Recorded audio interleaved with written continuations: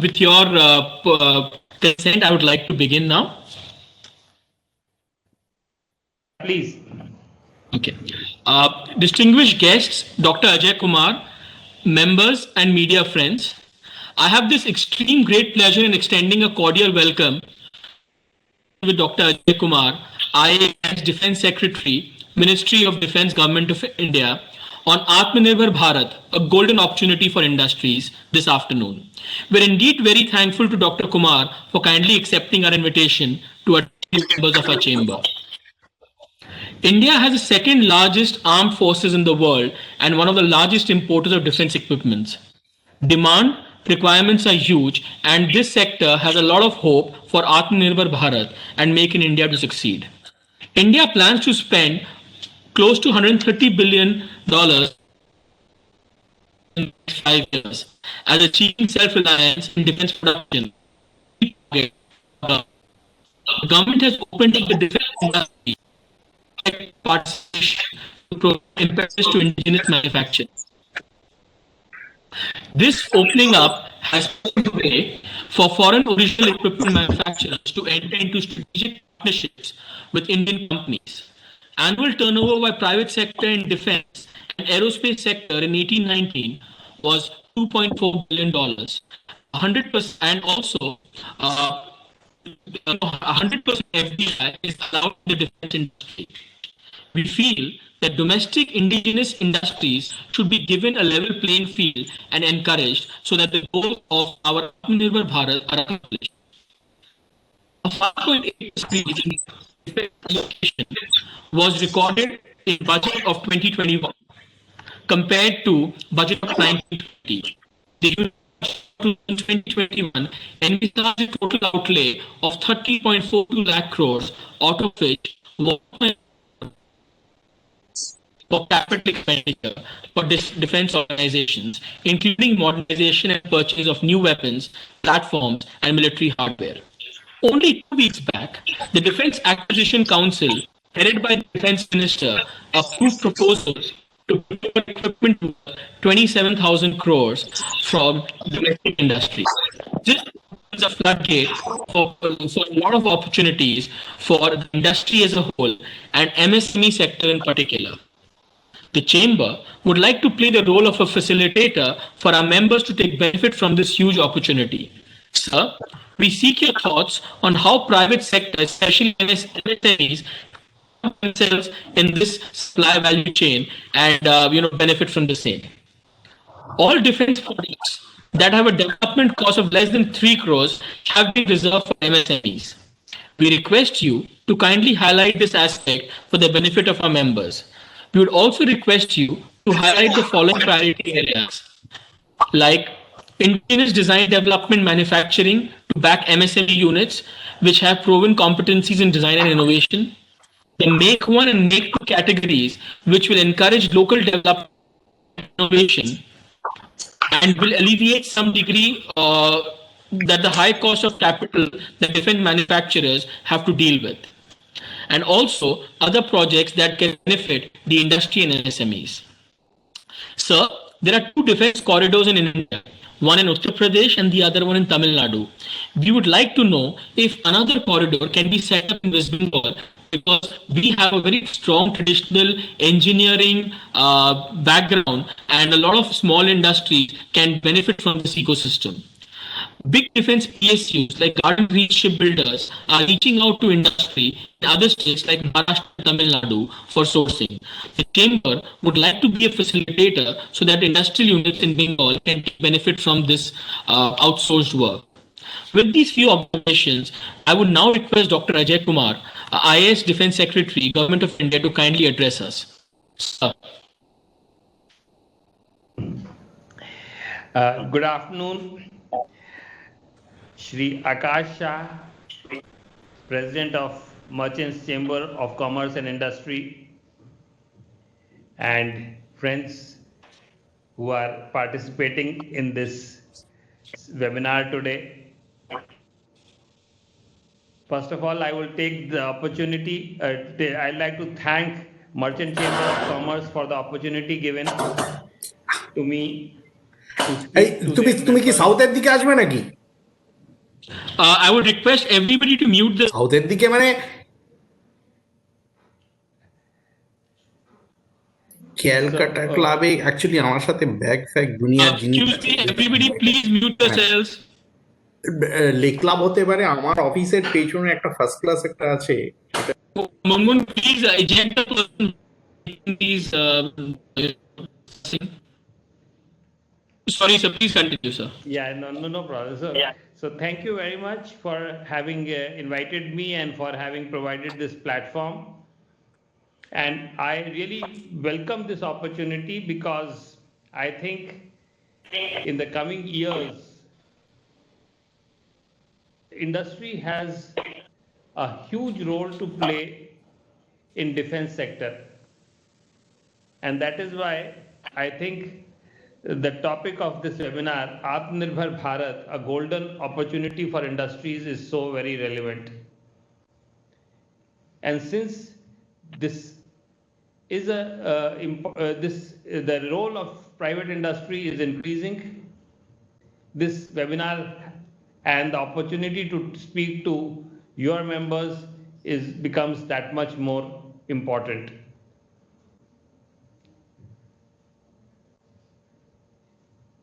India, as you have also mentioned, is one of the biggest consumers of defense equipment. It is also true that we have largely been dependent on import for our defense requirements. Under the Atmanirbhar Bharat today, government has shown its resolve to start creating a meaningful change in this direction. For the first time in August this year, a negative list was promulgated which had 101 items which will henceforth not be imported. And these will definitely be procured from India. It is not that only these 101 items will be procured from India. There are many other items. But what I would like to point out is to give a commitment on certain number of items, and 101 of them, no small number, that these will not be imported and will be developed itself clearly shows the resolve of the government and the armed forces. And therefore, if there is a resolve to depend on indigenous production, this is a huge opportunity. But with this opportunity, I think comes an equally big responsibility. Responsibility on all of us, that when the government and the armed forces are saying that we are going to buy from India indigenously produced defense equipment, then it is our responsibility to make sure that our armed forces get what they need. And none of us would ever want our armed forces getting anything but the best.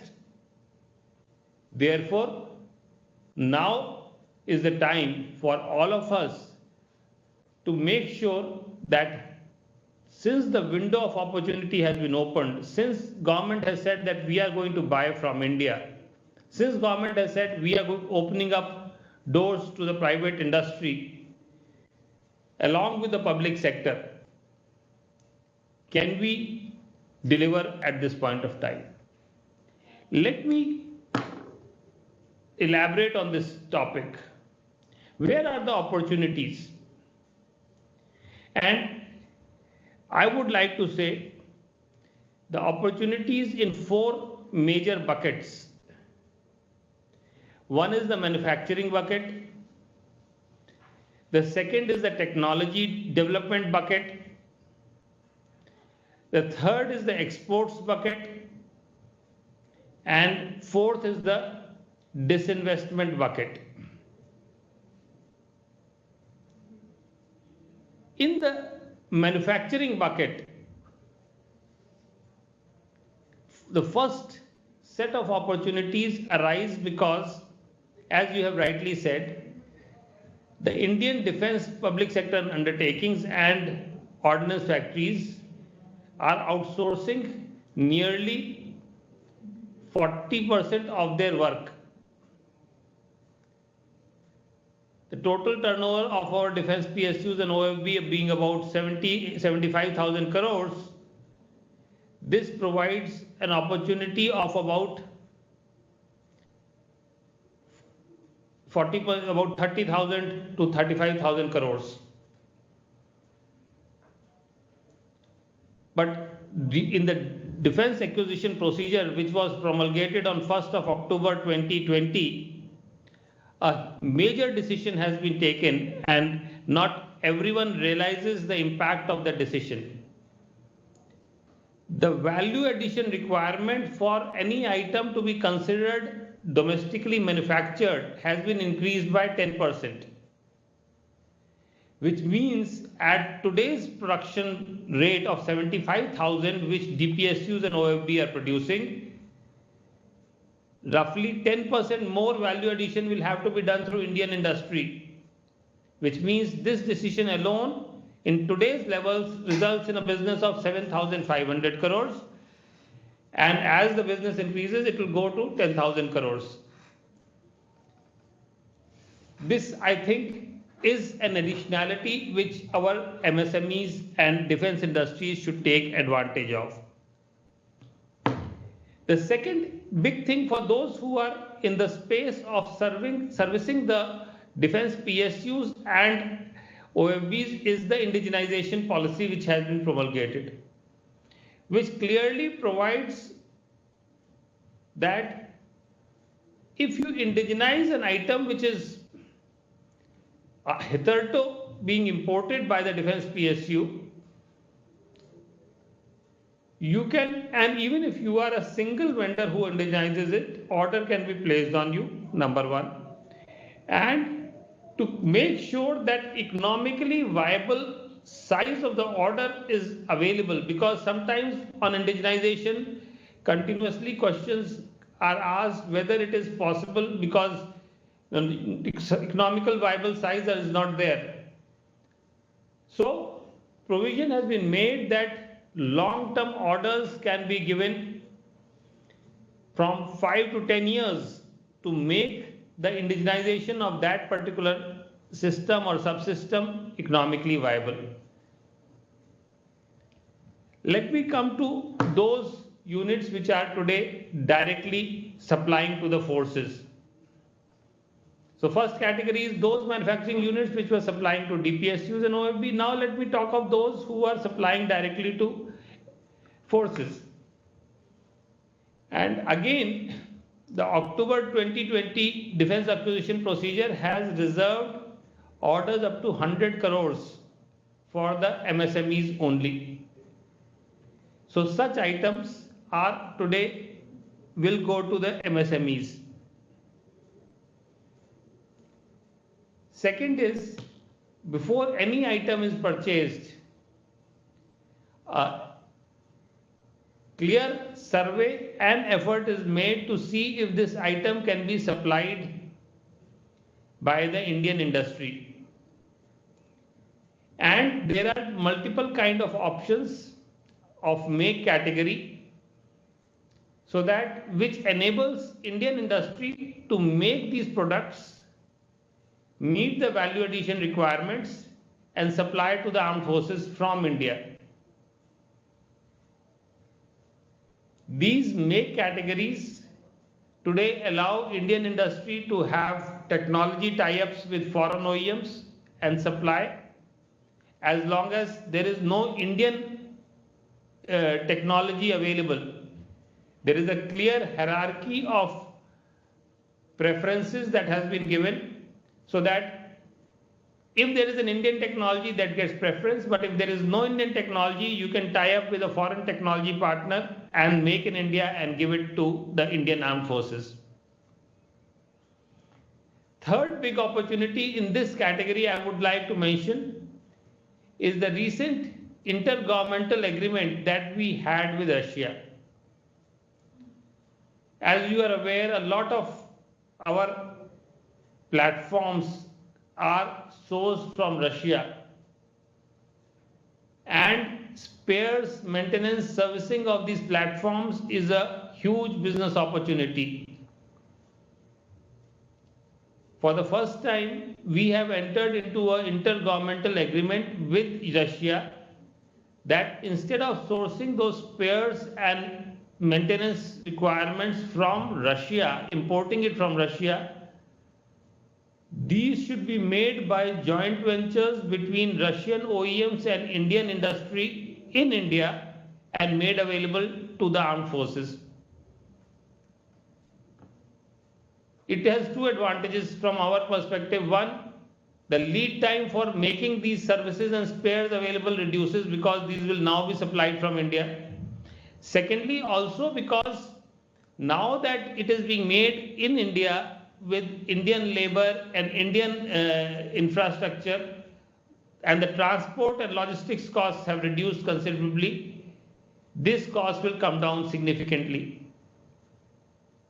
Not only that, we have also asked them that these joint ventures should be allowed to export, and I will talk about that later on when I come to export. But so there is a big opportunity because there are hundreds and thousands of these spare parts which have to be manufactured, and all the services for each of these joint ventures, the services are issuing long-term contract of 5 to 10 years to the joint ventures that are being formed. So all those industries which are desirous of entering business, I think this is another golden opportunity for them to look at the possibility. The scale of investment need not, depending on what is the kind of spare or services that you are looking at, MRO services, other things, your investment can be based on that. The second opportunity apart from manufacturing, which I mentioned, was on technology development. We have been talking of self-reliance, but true self-reliance can only come when our dependence on technology on a foreign OEM is not there. The fact of the matter is that we have been doing licensed production for decades, and therefore while we may have significant production capability in the country, we cannot really claim to have complete self-reliance. So we are giving huge emphasis on developing indigenous technology. It is in this regard, again, the whole idea is to open up the technology development, design and development sector to the industry, along with wonderful work that DRDO is doing, or our DPSUs are doing, or our services are doing. Because when you are developing and design new research, the more the merrier. The more the people who are doing a certain effort, the likelihood of success is that much more. So we are opening up, we are doing programs with the industry. One of the important initiative in design and development is what is called the make-to procedure, where items which are required by the armed forces are offered under make-to, and industry is asked to design, develop and offer. And here the armed forces provide a facilitation project management team from their side to support the industry for its development. Large number of projects. Initially, these projects which were taken up were small in size, 50 crores, 100 crores, 200 crores. But of late, we are finding that even big projects of values ranging in 1,000 crores, 2,000 crores, 3,000 crores, 5,000 crores are also being taken up under make-to. And this is a clear sign of make-to procedure being accepted by the industry, and they are accepting the challenge of developing the products totally indigenously. The second major initiative in technology development is IDEX, which is in some kind form of a model which DARPA follows, where a problem is advertised and startups and other industry are invited to offer solution for that problems. There is no fixed SQRs or specifications against which this development takes place. This development is open-ended. Again, where a supportive team of armed forces and other technology experts facilitate the technology development. There could be more than one person who's facilitated in this regard, but based on progress and promise shown by the people who are developing the product, at different milestones, some people are eliminated. So this IDEX process has had amazing results. IDEX was started last year in 2018 April. It was announced, launched by Honorable Prime Minister. First IDEX challenge was done in August 2018, and in 2 years, we have had over 45 technology solutions which are in progress. But what is remarkable is, in 12 to 18 months, a few solutions have already been offered by the startups who took up those challenges at a cost which is one fraction of the cost normally that was required for doing such development, sometimes 1/10 of that cost. And in times, like I said, instead of usual time of 5 to 7 years of development, we are looking at 12 to 18 months of development time. And that's simply because the number of people, today there is a very active ecosystem of 1,000 or more, and this is just a guess estimate, active startups and MSMEs who are working in this ecosystem of developing technologies for defense.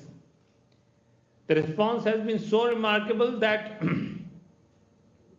foreign research labs, foreign leading OEMs have come and sought permission to tie up with Indian startups for technologies which are not available even in countries like US and Europe. The third very interesting thing for technology development, which is opportunity for industry, is the suo motu proposal. Under the suo motu proposal, you don't have to wait for a challenge or an RFP, as in Make 2. You can yourself offer a solution which you have designed and developed, proposing to the armed forces that this is something that we need. And if the armed forces accept it, like it, then there is a procurement procedure that will be invoked. This suo motu procedure has also been started only about a year and a half back, and we have received several, about 50-60 numbers of suo motu proposals, but I am aware that 5 or 6 suo motu proposals have been accepted by the armed forces. So today, for the first time, the conversation is reversed, where the industry is telling armed forces this is what you could need, as against the standard way of armed forces telling the industry, look, this is what we need. This is something which is special. DRDO has changed its style of design and development. It has decided to choose industry partners for various projects and work with industry for designing and developing their solutions. So this industry partner has both opportunity to participate in the designing and later on productionizing that item. So all around in technology development today, another important part I would like to mention is that a whole lot of today's new equipment is dependent on software. India has tremendous ability. We are looking at, network systems, electronic warfare. We are looking at smart systems, artificial intelligence, and we're looking at Internet of Things. If you look at most of these equipment which require these new technologies, this is an area of strength for us. This is an area where our industry can compete with the best in the world. So while we may have some constraints when it comes to materials, when it comes to engines and such other areas, in terms of software and new technologies, Indian industry has all the capabilities. It is this strength which gives us the leverage in terms of developing new technology. And I think this is again something which our defense industry could take advantage of. Friends, I would also like to very briefly mention, I mean, exports, there's a whole new world, but for, in the interest of time, I will, not delve into that too much right now, but I do want to mention on steps that are being taken to create ease of business for the defense industry. One of the biggest problem was that entry into defense sector was seen as a formidable task. For the first time, we have tried to introduce increasing degree of transparency and openness in sharing with you what is required by the defense forces. We have also set up a defense investor cell, which is both online and physical facility. You don't have to go anywhere. You can send, if you need any assistance, if you need any information, you can write online to the defense investor cell and you could get information, clarification, etc. Most of the procedures for your suo motu proposal submission is online. So again, you do not have to go anywhere. The process of export clearances, which used to take months earlier, today is done within 24 hours, 48 hours, or shortest possible time. The procedure is totally online, end to end, no physical interaction is required. A most important change in making it easier for defense industry to participate is with respect to simplification in trial and testing procedures. I think what we have done is, some of the things that we have done are steps in the right direction. For example, we have made available testing labs of DRDO, defense PSUs, services available to industry. We have now reduced the number of tests that are there in for trial. We have also insisted that in the RFP, it should be known exactly the details of the tests that will be carried out for the equipment will be known ex ante. It cannot be done as a surprise. We have introduced provisions for third-party testing, whereas you don't have to necessarily get everything tested. If you have an approved third-party testing agency, their results would also be accepted. We have also introduced system by which private labs can provide certificate of testing. They are authorized to provide, and one such case has been in Nagpur, where the life assessment of ammunition is today certified by private lab. But I think this is an area where we need to continuously work. We are trying to figure out how technology can be used more, how trial and testing can be used with increasing use of simulation and software. We must align our testing practices with the best in the world, and I would be happy to receive suggestions from the industry in this regard. But this is an area which we think we would like to continuously work on and try to increase the. Lastly, I think, and this possibly is a very important thing which I would like to say, is defense sector, our industry is an area where you require cutting edge technology, you require the best, because there are no runners up in a war, and sometimes doubts are raised whether we can create the best technology, the best equipment in the world. My point to this is, there is absolutely no reason why we cannot. Look at the software industry. The best products that we all use in our IT systems are developed in India and may not necessarily be by Indian companies, but they are all produced in India by development centers of these companies. As you are aware,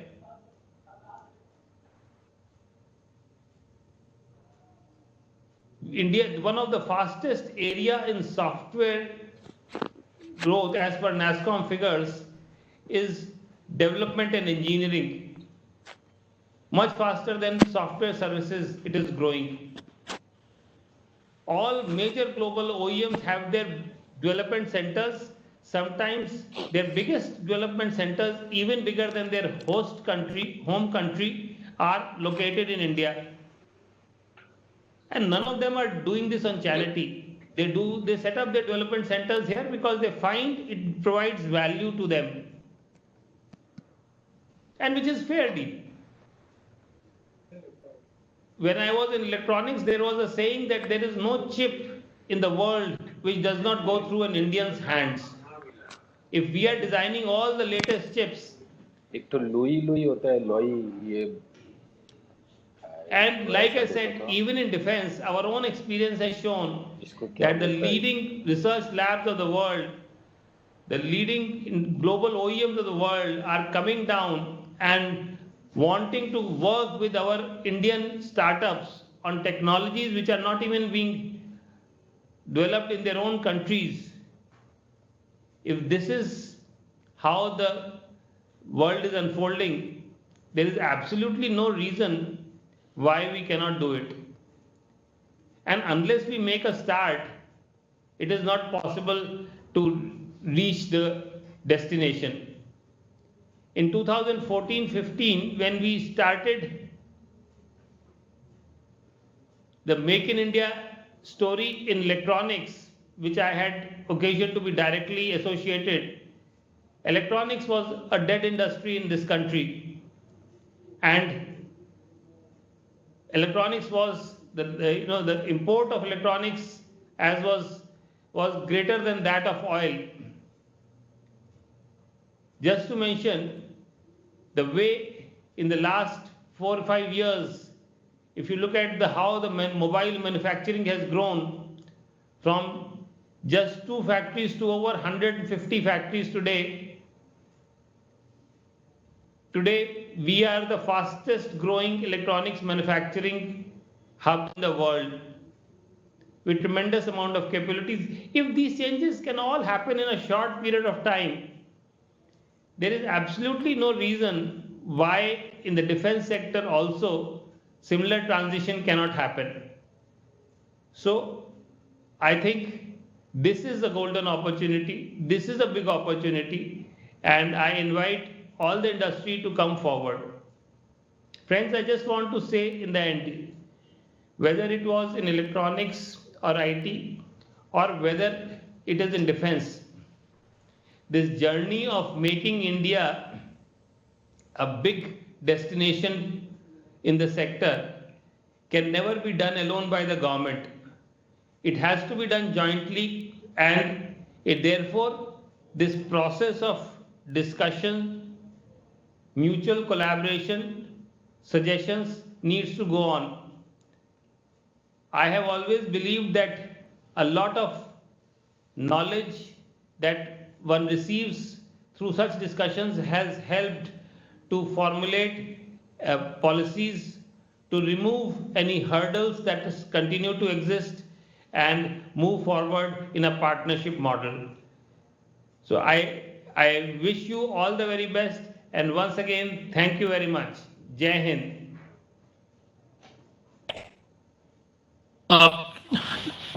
Dr. Ajay Kumar, thank you so much for this, I would say, enlightening and very candid discussion.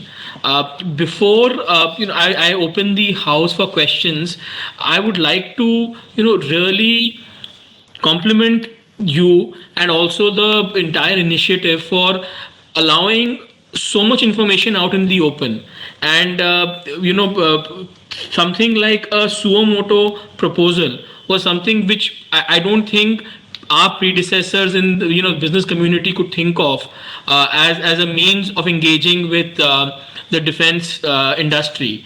But the other thing which I wanted to kind of get your input on before I let me take this opportunity to ask you the first question, as it may be.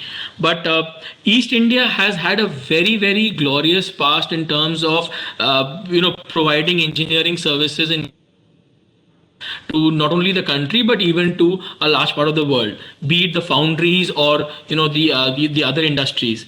I want to know what companies in East India could do as a means to start being part of the value chain in the defense industry. A few suggestions you did mention to the cell, the cell that you mentioned about. Uh, Defense investor cell. We will reach out for providing more information to our members. But any suggestions that you could provide our members on how we could East India could become a force to reckon with in the defense manufacturing space? So any specific inputs on that would be really appreciated, sir. Yeah, East India has had a glorious industrial, it has been in the past, it has been the industrial powerhouse of the country. Today, if we look at, if we were to, one area which is easily available are there. You have two shipyards, the GRSC and the Hindustan Shipyards Limited. You have at least 3-4 major ordnance factories in your vicinity, which can again be, so small companies could look at seeing what they could provide. And like I said, today there is an increased value addition requirement which opens up new doors. I also think, given the innovativeness in East India, there is a tremendous amount of opportunity in startups. I am aware of some of the wonderful work that goes on in IIT Kharagpur, or in, for that matter, in Orissa, etc. And in wherever I may not be, I'm not. This is not to preclude anyone else. Uh, I would like people to look at what is the new technology that they can develop, participate in the IDEX effort, participate in the challenges that are coming up, and come up with new solutions, because that is where really where the value is. Uh, uh, I have from a member not able to uh, because of connectivity issue is or JB Russian entities. Is there a list of Russian companies that one could these steps mentioned as one of the venture? Is there a where companies are looking for ventures and approach them? I'm sorry, your voice is all kind of cracked up, so I couldn't understand the question. Sure. So I'll repeat. The question is the Russian joint venture, something that many industrialists get into the defense industry. So, is there an online resource that one could look at for joint ventures, which could be a possibility, so that we could interact with those Russian counterparts and see if there's any opportunity to get into a JV? Yeah, so surely. So I think this is where defense investor cell can come in handy. The other way is that each of these services have come out with RFPs on their respective websites relating to these joint ventures. Now, third is, there is something called the, because this is inter-country, India-Russia Military Industry Corporation, and they organize roughly once in 6 months or so an interaction, once in Russia and once in India. Uh, uh, I think the next interaction may happen in February in Bangalore along with Aero India. This is my guess. You will have to check. I'll have to check the details, or you could also check the details. And it would be a good idea to interact, because this is a marriage between Russian OEMs and the industry. So it is important to meet up with them and discuss and see what are the strengths. And based on that, where there is interest on both sides, this joint venture could be taken forward. So, anybody from the audience, if you have a question, you could unmute and ask Dr. I have a question.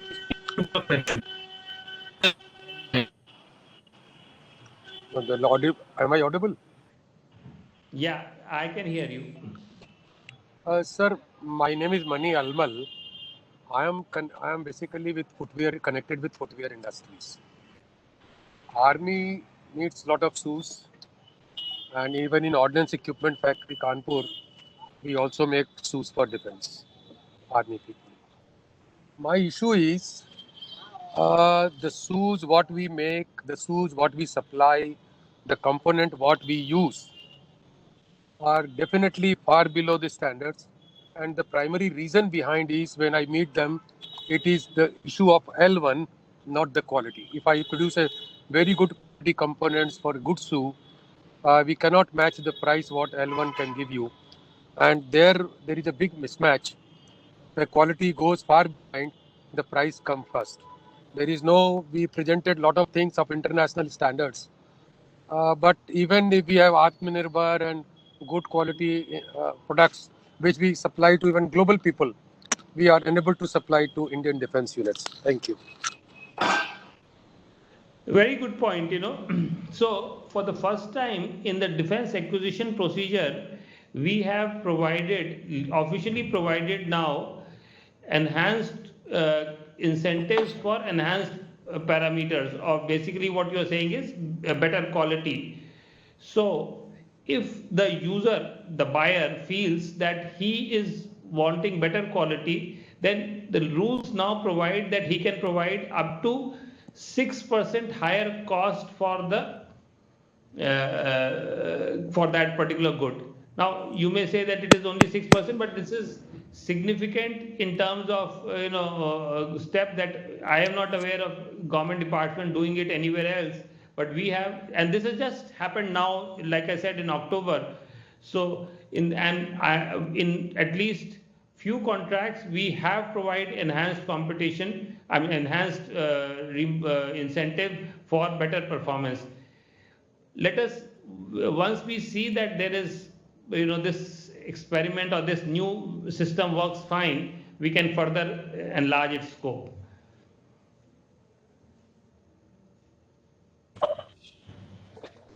Thank you, sir. Anybody else would like to ask a question to Dr.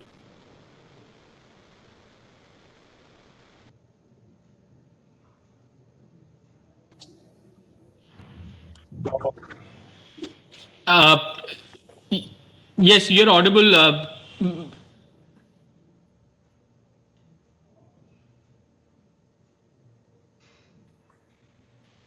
Okay. I will now request.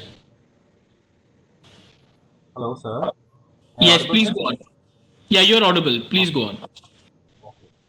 Sir, actually, my name is Pranav Shaha, and I am from Sudha Industries. Basically, we are now developing a chemical that is 100% organic chemical. So it can be used in in dust suppression purpose in cities and also the defense area where the missiles and anything the dust pollution creating. So how to apply to supply this chemical? What is the main procedure? Yes, I am asking.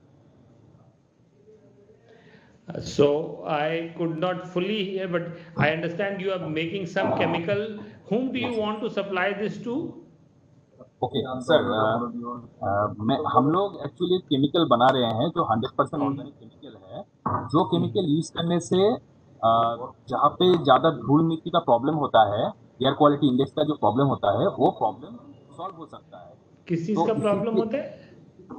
Dust pollution Dust pollution. Yeah. Okay. So sir हम लोग develop कर रहे हैं। अभी भी हम 2 जगह में ट्रायल अभी तक कर चुके हैं।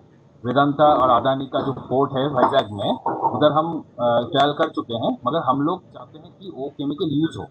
वो यूज होने पे एयर क्वालिटी इंडेक्स का बहुत फर्क पड़ेगा। गैस सप्रेशन होगा तो पॉल्यूशन कम किया जा सकता है। इसमें पानी का भी बहुत बचत होगा। तो हम चाहते हैं Okay. कि जहाँ जहाँ पे डिफेंस का जहाँ पे फ्लाइट लैंड होता है या जहाँ पे ज़्यादा धूल होता है, तो वो साइड में हम लोग इसको सप्लाई करना चाहते हैं। तो कैसे संभव होगा? हाँ, तो आप इसको जो है, अब मतलब ये केमिकल कैसे यूज स्प्रे किया जाता है? स्प्रे किया जाता है सर, पानी के साथ मिला के इसको स्प्रे किया जाता है। और इस स्प्रे करने से कम 40 से 50% तक पानी का बचत हो सकता है। तो इस तरह का चीज आप सुओ मोटो प्रपोजल पे, मेरे को लगता है इंडियन आर्मी के लिए शायद ये रेलेवेंट हो। आप इंडियन आर्मी को सुओ मोटो प्रपोजल में दे सकते हैं। अगर ओके। उनको, जैसे उनके बंकर्स वंकर्स हैं जो रेगिस्तान में है, शायद उनके लिए शायद राइट। या कोई और जो उनकी एप्लीकेशन हो जहाँ पे डस्ट रिलेटेड हो, वो शायद उनके काम का हो। या जो मिलिट्री स्टेशंस हैं जो थोड़े डस्टी इलाकों में हैं, रेगिस्तान में हैं, दूसरे इलाकों में हैं, उनको शायद एक उनके ज़रूरत का हो। तो इसका एक सो मोटो प्रपोजल आप ऑनलाइन सबमिट करें इंडियन आर्मी को। ओके सर, कौन सा पोर्टल से हम इसको अप्लाई कर सकते हैं? ये आप इसको गूगल करिए और मेक टू सो मोटो प्रपोजल करके आप गूगल करेंगे तो आपको मिलेगा। मेरे को पूरा वेब एड्रेस अभी याद नहीं है, बट गूगल करने से मिलेगा। और नहीं हो तो आप मेरे को मेल भी भेज सकते हैं, मैं आपको भेज दूंगा उसका link. Okay, thank you very much. Thank you.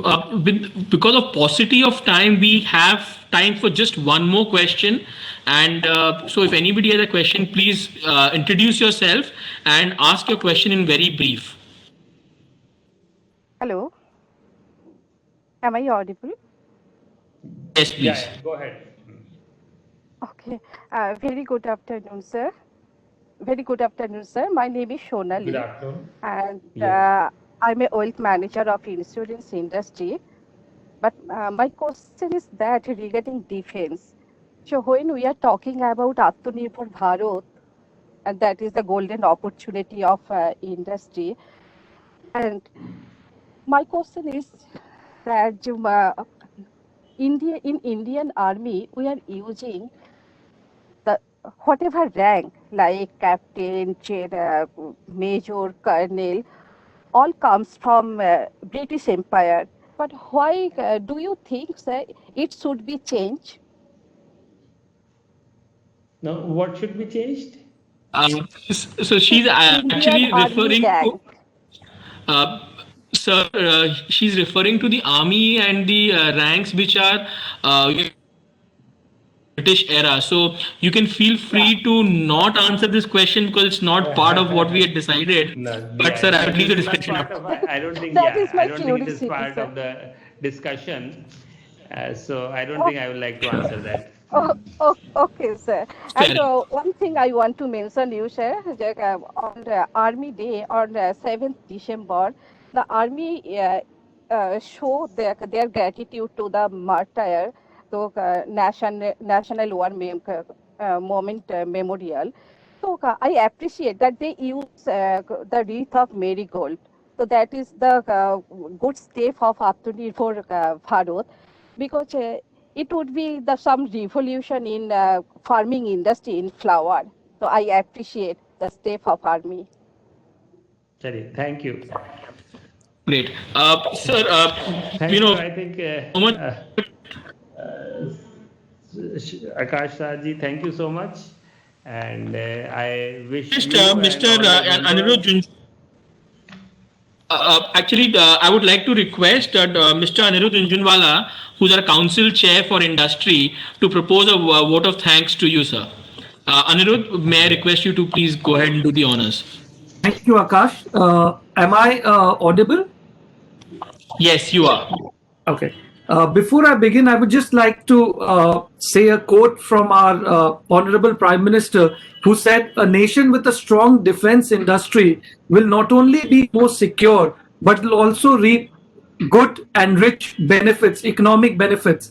So, sir, I think Dr. Ajay Kumar ji, IAS Defense Secretary, Ministry of Defense, has paved the way and told us and enlightened us as to how we can become a part of this economic journey with the Ministry of Defense, and how our industry can also join the government in creating a more secure and a more economically rich Bharat. So, sir, I would also like to compliment you, as our president already said, for laying out the facts so openly.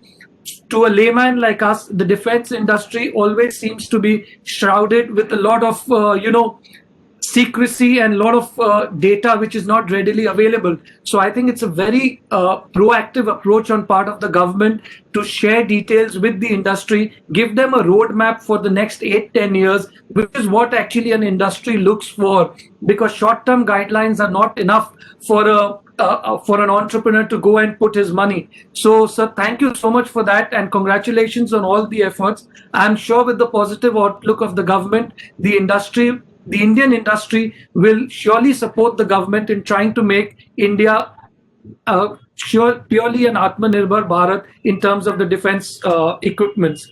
So, with these few words, I would like to once again thank you, and also thank the members for joining us today. With this, I would like to propose a hearty vote of thanks for Dr. Ajay Kumar.